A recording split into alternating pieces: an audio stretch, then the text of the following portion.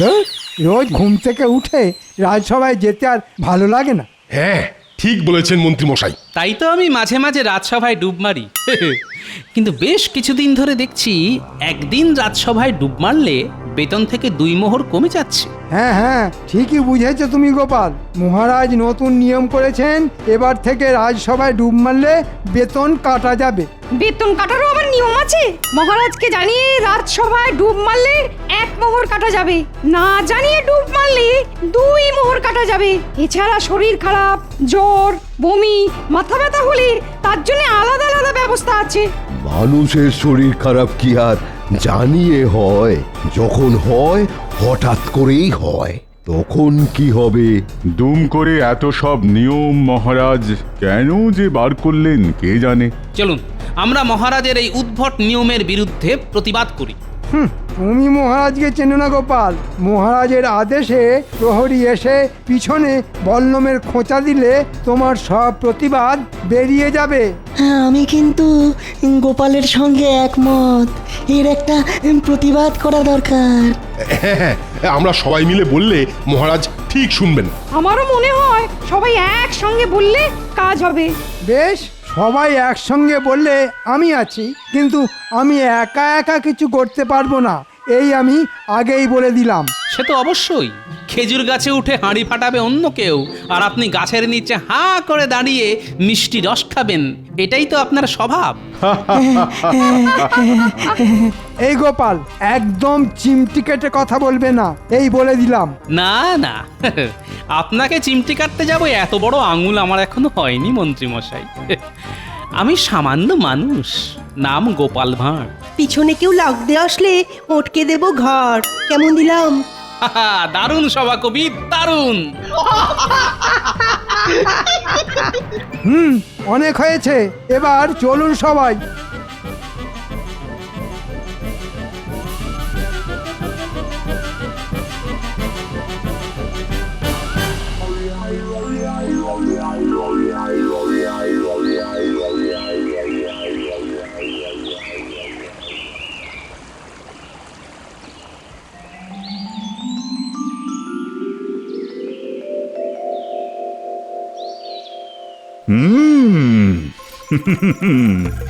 দিন দিন আমি দেখছি জোয়ান হচ্ছি। আমি হলাম মহারাজ কৃষ্ণচন্দ্র। আমি বয়সের ভারে ঝুঁকে পড়লে রাজ্য চালাবে কে শুনি? ওহ, দেখেছেন আপনি এখানে? আপনাকে খুঁজতে গিয়ে সারা রাজবাড়ি চষে ফেললাম আমি। কেন কেন রানী, কি হয়েছে? কি আবার হবে? আপনাকে 1 সপ্তাহ আগে বলেছিলাম মুর্শিদাবাদ থেকে রেশমি সুতো আনিয়ে দেওয়ার জন্য। সেই কথাটা কি মাথায় আছে আপনার? এই রে, সত্যি তো রানী আমাকে 1 সপ্তাহ আগে রেশমি সুতো আনিয়ে দেওয়ার কথা বলেছিল। আমি ভুলে গেছি। রেশমি সুতো পেলে এই সেলাইটা আজই শেষ হয়ে যেত। তাই নাকি? হ্যাঁ হ্যাঁ, আপনার কিছুই তো মনে থাকে না। আপনি দিন দিন বুড়ো হয়ে যাচ্ছেন, আর কদিন পরে স্নান করতে ভুলে যাবেন, খেতে ভুলে যাবেন। আমি বুড়ো হয়ে যাচ্ছি? তারপর তারপর আর কি? রেশমি সুতোটা আনিয়ে দিলে আজ সেলাইটা শেষ হয়ে যেত, আর আপনি এই নতুন পোশাকটা পরে আজ রাজসভায় বসতে পারতেন। তারপর তারপর তারপর আপনার রাজসভার সদস্যরা আপনার পোশাকের প্রশংসা করত। তাই না? আচ্ছা, তারপর? তখন থেকে কি এত তারপর তারপর করছেন বলুন তো? তারপর ও ঘাট হয়েছে, আপনাকে রেশমি সুতো আনিয়ে দিতে বলেছি বলে। চাই না আমার রেশমি সুতো। বাহ বাহ বাহ, তারপর? ধুর, আবার তারপর।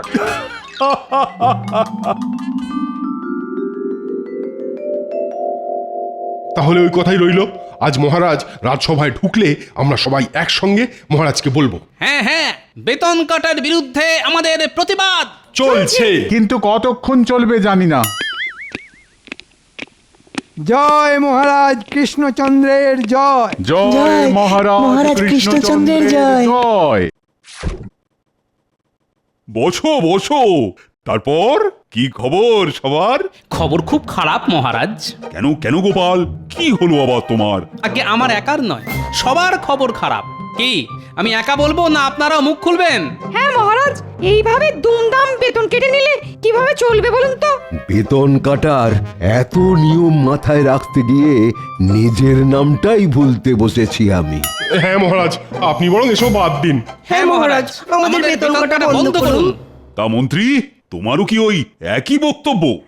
আগে না, মানে হ্যাঁ মানে ওই আর কি, এই নিয়ম বন্ধ হলে ভালোই হয়। তারপর?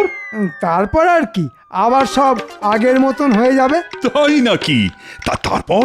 হ্যাঁ, আবার তারপর তারপর আমরা সবাই আবার ন্যায্য বেতন পাবো মহারাজ। আমি বলছি, আমরা সবাই ন্যায্য বেতন পেলে কাজ করার ইচ্ছেটাও আরো বেড়ে যাবে আমাদের। তাই নাকি? তারপর? আবার তারপর? তারপর?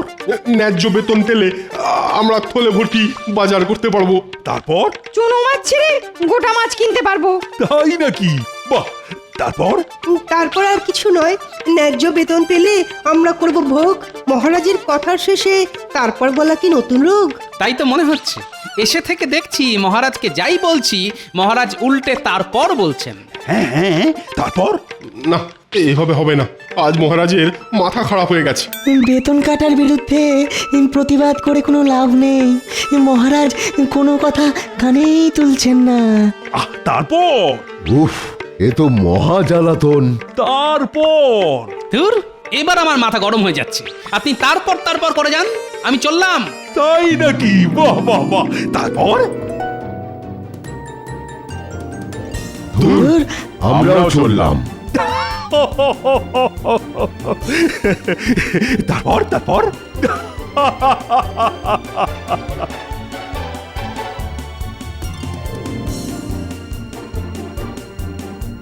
আচ্ছা, জব্দ করেছি সবাইকে। এই কথার শেষে তারপর বলাতে আমাকে রানীর জন্য রেশমি সুতো আনিয়ে দিতে হলো না। এদিকে রাজসভায় সবাই বেতন কাটার প্রতিবাদ করতে এসেছিল, ওরাও বিরক্ত হয়ে চলে গেল। মুখ্য একটা উপায় পেয়েছি।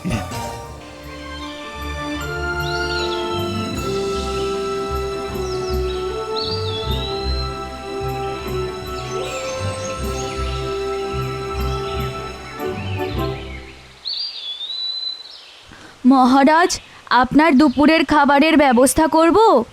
তারপর?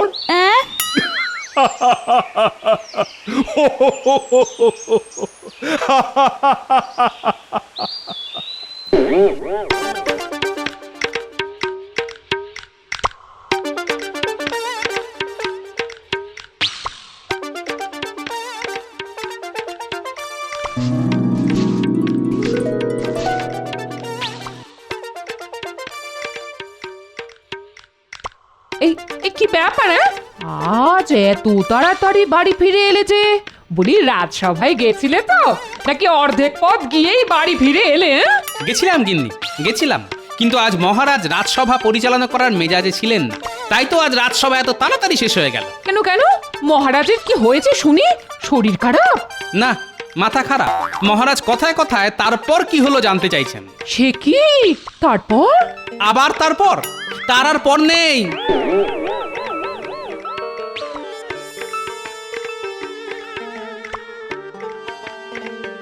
যা বাবা, মানুষটা আমার উপর রাগ দেখিয়ে চলে গেল কেন? না, কিছু তো একটা হয়েছে। এ কি গো, বলবে তো তারপর কি হলো? গিন্নি, ভালো কথা বলছি, আমার সামনে একদম এই তারপর করবে না। রাজসভায় মহারাজ, ঘরে গিন্নি, সবাইকে তারপরে পেয়েছে। এই একদম আমার উপরে চটপাট করবে না, এই বলে দিলাম। হ্যাঁ, আমার হয়েছে যত জ্বালা। হাত পুড়িয়ে রান্না করব আমি, হাত ভিজিয়ে জামা কাপড় কাচবো আমি, বাসন মাজবো আমি, আর মুখ ঝামটাও খাবো আমি। না, ওটি হবে না। এই রে, গিন্নি চটে গেছে। এই একটা জিনিসকে আমি বড্ড ভয় পাই। আগে থলে নিয়ে তাড়াতাড়ি বাজারে যাও, না হলে। ওরে বাবারে, পালাও!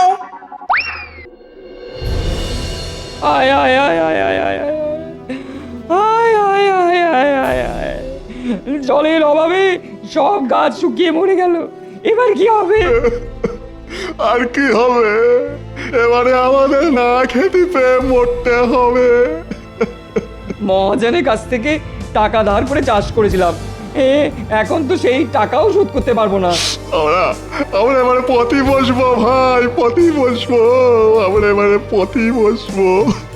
কি হয়েছে ভাই, কাঁদছো কেন? আর বলো না গোপাল দাদা, জলের অভাবে সব ধান গাছ শুকিয়ে গেছে। এদিকে এদিকে বাজারে আমাদের বিস্তর ধার হয়েছে, সব টাকা পয়সা শোধ করবো কি করে সেই ভেবেই আমরা কাঁদতেছি গোপাল দাদা গো, গোপাল দাদা গো। বুঝেছি, কিন্তু তোমাদের চোখের জলে যে মাটি ভিজবে না ভাই। হ্যাঁ নয় হ্যাঁ, তাই তোমরা কান্না বন্ধ করে মহারাজের কাছে যাও, উনি তোমাদের ঠিক সাহায্য করবেন। ঠিক আছে, ঠিক আছে গোপাল দাদা, তুমি যখন বলছো তখন আমরা তাই যাচ্ছি। এই চল চল চল। হ্যাঁ চলো চলো চলো চলো।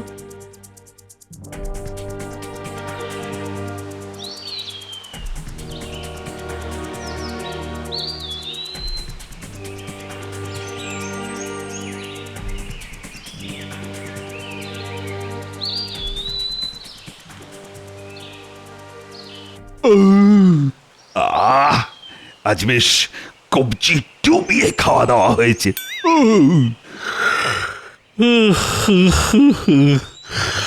এবার একটু ভাত খেয়েও দিতে পারলে এও মন্দ হয় না। হাতে তো বাবা, হাতে তো তেমন কোনো কাজও নেই, না একটু একটু ঘুমিয়েই নি।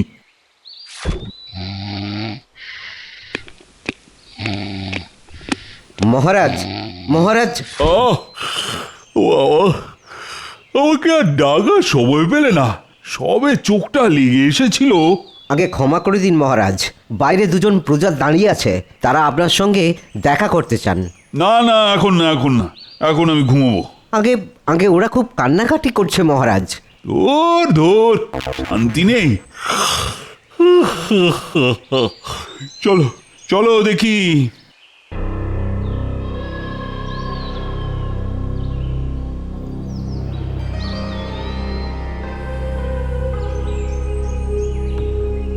আমাদের বাঁচান মহারাজ, আমাদের বাঁচান। না হলে আমরা পথে বসবো। আচ্ছা আচ্ছা, তোমাদের পথে বসতে হবে না, তোমরা এখন বাড়িতে গিয়ে বসো। কালকে কালকে রাজসভায় আমি তোমাদের কথা শুনবো। আগে আগে আমাদের তাড়িয়ে দেবেন না মহারাজ। গোপাল দাদা বলল আপনার কাছে সাহায্য চাইতে, তাই তো আমরা ছুটতে ছুটতে আপনার কাছে এলাম মহারাজ। ও, এইসব তাহলে গোপালের বুদ্ধি। গোপাল ভেবেছে এদের পাঠিয়ে ও আমার দুপুরের ভাত ঘুমটাকে চটকে দিতে পারবে। ওটি হবে না। দয়া করে আমাদের কথাটা একবার শুনুন মহারাজ। আচ্ছা আচ্ছা, বেশ বলো বলো, আমি শুনছি। এবার রাজ্যে মোটে বর্ষা হয়নি, তাই প্রচন্ড জলের অভাব আমাদের মহারাজ। আচ্ছা, তারপর? জলের অভাবে আমাদের চাষ করা সব ধান গাছ শুকিয়ে গেছে মহারাজ। ও, তারপর? তারপর আর কি, আপনি আমাদের সাহায্য না করলে আমাদের পথে বসতে হবে মহারাজ। তাই নাকি? তারপর? তারপর কি হবে আমরা জানি না মহারাজ। আচ্ছা, তারপর? তারপর কি হবে না জেনেই তোমরা আমার কাছে চলে এসেছো। আগে তারপর কি হবে জেনে এসো, তারপর তো আমি তোমাদের সাহায্য করব। এখন আমি আবার ঘুমোতে গেলাম। মহারাজও মুখ ফিরিয়ে নিলেন। এবার আমরা কোথায় যাব, কোয়ানে যাব? কি হয়েছে তোমাদের? আমরা গরিব চাষি রানীমা, জলের অভাবে সব ধান গাছ শুকিয়ে মারা গেছে, তাই গোপাল দাদার বুদ্ধিতে আমরা মহারাজের সাহায্য চাইতে এসেছিলাম। কিন্তু মহারাজ কোথায় তারপর কি হলো জানতে চাইছেন? এত তারপর আমরা জানি না কি, আমরা গরিব মানুষ। সে কি? না না, এটা মহারাজের নতুন রোগ। দায়িত্ব এড়িয়ে যাওয়ার জন্য উনি কথায় কথায় তারপর বলছেন। আমাকেও বলেছেন, এদেরও বললেন। আমাদের আমাদের বাসান রানীমা, আমাদের বাসান। তবে তোমরা এক কাজ করো, তোমরা গোপালকে গিয়ে বলো গোপাল যেন আজই আমার সঙ্গে একবার দেখা করে যায়। আচ্ছা আচ্ছা রানীমা, আচ্ছা।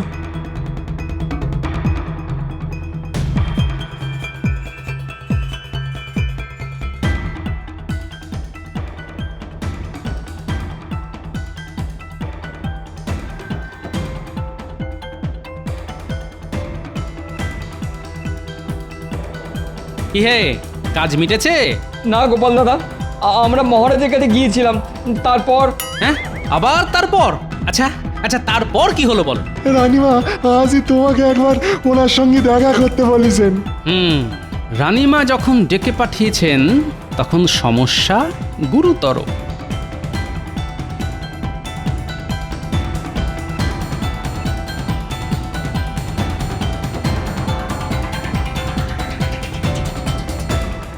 আসবো রানীমা? গোপাল, এসো এসো। হঠাৎ জরুরি তলবের কারণ কি রানীমা? কারণ তোমাদের মহারাজ এই কদিন ধরে মহারাজকে কি এক নতুন রোগী পেয়েছে গোপাল।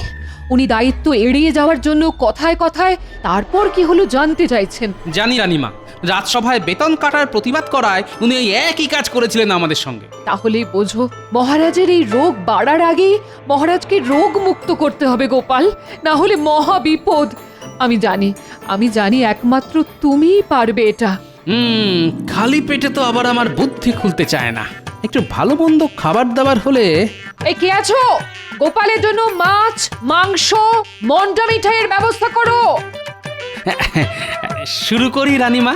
করো করো করো গোপাল, এই সব আয়োজন শুধুমাত্র তোমার জন্য।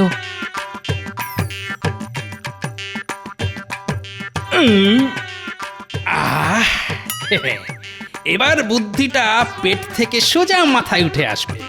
আয় আয় বুদ্ধি, আয় বুদ্ধি আয়।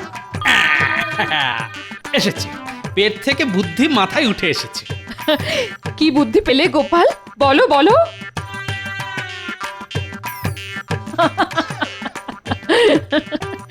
বেশ, তুমি যেমনটা বললে আমি ঠিক তেমনটাই করব। ব্যাস, তাহলেই হবে। বাকি কাজ করবে গোপাল ভাঁড়।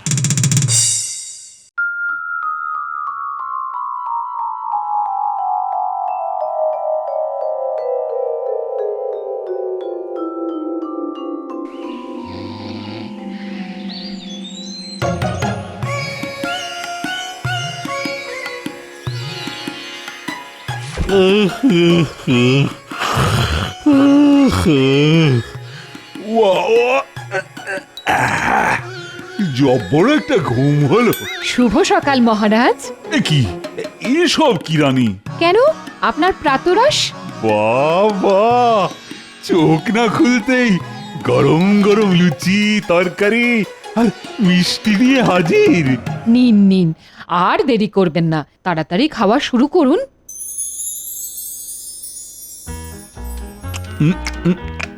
আপনাকে আর কটা লুচি দিই? দাও দাও দাও। কে আছিস? মহারাজের জন্য আরো লুচি নিয়ে আয়।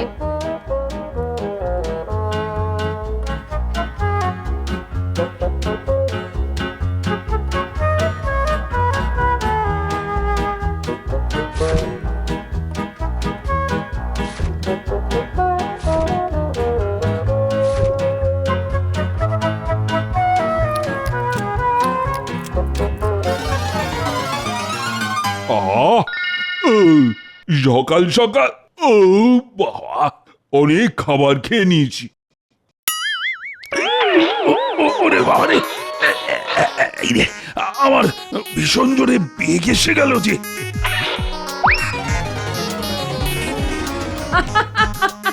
কি, আরে দরজা ভেতর থেকে বন্ধ কেন? কে কে ভেতরে? আমি মহারাজ, গোপাল। গোপাল, আরে তুমি এখানে কি করছো? আরে তাড়াতাড়ি বাইরে বেরিয়ে এসো, আমি যা বাবাকে আটকে রাখতে পারছি না। তাই নাকি মহারাজ? তারপর? আর বেশিক্ষণ দাঁড়িয়ে থাকলে ওই বাবা এখানেই হয়ে যাবে। আচ্ছা, তারপর? তারপর জানি না গোপাল, তুমি বেরিয়ে এসো তাড়াতাড়ি। ও, তারপর গোপাল গোপাল তোমার পায়ে পড়ছি, তাড়াতাড়ি বেরিয়ে এসো বাবা, না হলে সব তারপর এখানেই বেরিয়ে যাবে। আচ্ছা মহারাজ, তারপর? ঘাট হয়েছে আমার, কথায় কথায় তারপর বলা। আমি জানি তুমি প্রতিশোধ নিচ্ছ, আর কোনোদিন আমি তারপর শব্দটা উচ্চারণ পর্যন্ত করব না। এবার বেরিয়ে এসো গোপাল। ওরে বাবা রে, সত্যি তো মহারাজ? সত্যি সত্যি সত্যি, 3 সত্যি। বেশ, তাহলে আমাদের বেতন কাটা বন্ধ করতে হবে, আর ওই 2 গরিব চাষি ভাইকে সাহায্য করতে হবে। রাজি? তুমি যা বলবে আমি তাতেই রাজি। এবার বেরিয়ে এসো গোপাল বাবা, না হলে যে আর আমার রেশমি সুতো? সব আনিয়ে দেব। এবার গোপালকে ভেতর থেকে বেরিয়ে আসতে বলো রানী, না হলে যে বাবা।